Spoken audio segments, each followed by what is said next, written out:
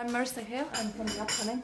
This is a really emotionally heavy film about childhood trauma, its implications into adult life. So I wondered, Dougray and Mark, if you could talk a little bit about the deciding factors for you to work in this film. What motivated you?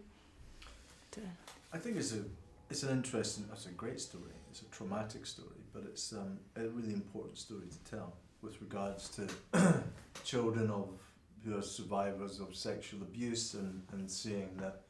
I mean, whenever one is aware of or confronted by a story of sexual abuse, your initial reaction is always one of tragedy and of darkness and of pain and of suffering, which is absolutely correct. But the story that we tell in this film ends up being, there's hope at the end of it. There's light at the end of the tunnel. And I think that's very important so that people who watch the film feel brave enough and perhaps inspired to come and talk about their own experiences of sexual abuse. I think it's an interesting story of this boy's life from his childhood in South Africa with his father and his mother, and where the trauma begins through to his own life in the financial industry and his relationship with his wife Vanessa and his relationship with himself as well, and how he changes throughout the years, and his relationship with his father as well. And I think that it's a fascinating depiction of it. And he's done such incredible things now. He's raised 5 million for NSPCC by climbing Everest 5 times, and it's incredible what he's managed to do and achieve with his life since, and pulled through. It was the weight of the story. It is incredible. Also, the idea that you can explore something which isn't being shown in a light which is necessarily popular. It's a light which takes a bit of a stomach to digest it.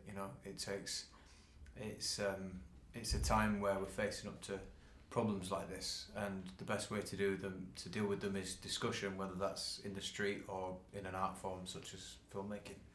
So in whatever way we get involved in our ways through this medium. On that note, can you speak a little bit about the preparation process that you underwent? Yeah, it wasn't. I didn't have a huge amount of time. Came off another project, and I went straight into it. I think I had 3 weeks. So as far as I could, David was fitness obsessed at one point in his life. He would go to a gym, get on a Stairmaster, put 20 kilograms on his back, and just walk for 5 hours. And it was a way of him bludgeoning any kind of demon which would be interrupting his mindset, which he wanted wholly focused on his job and any kind of detachment that he could achieve from the abuse that he'd suffered. So in that way, we did go down not a fitness route in terms of vanity, a fitness route in terms of being absolutely beasted, to be honest. I'd go down every day and just get the shit kicked out of me, basically, while I was down there.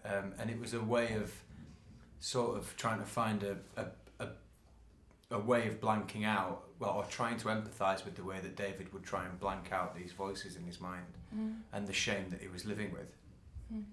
So in that respect, that was part of the approach that I had time to do. Emily, if I could just ask you, what was it like to play a role that is defined in and through the lead, David? Well, I think she's a very integral role. Vanessa was the love, the light in his life that, as essentially David says himself, that she's the reason he's here today, and she has this unwavering love and loyalty and understanding for him. She's a very nurturing person, and she experiences really tough things. It's a very intense relationship that they have. But Mark and I developed a really nice friendship throughout it and trust for each other. And I think that helped because they have a great chemistry together, and as well as, so many layers to their relationship. I have to say as well, I think saying that she was defined by him is incorrect. I think she defined him. She was the deciding factor. She moulded him. And encouraged him she to was the speak out. encouragement behind it all. She's the pillar of strength in all this. To open up about it. Absolutely. There's a video of him online where David Tate, where he opens up to an NSPCC conference for the first time in front of all of his colleagues, hundreds of people, about being sexually abused as a child. And he told her first, and she encouraged him to be open about it. And lastly, if you could each speak about challenges that you experienced in your work in this project. I think, trying to humanise a character like Donald is a challenge, and trying to find the truth of someone like him, and to while I don't expect many people to relate to him on an emotional level, I expect people to recognise the, monster is the right word, but the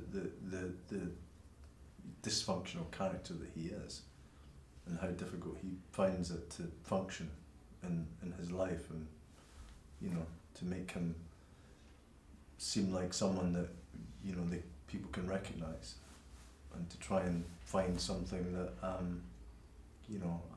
I could relate to with him, which was very challenging.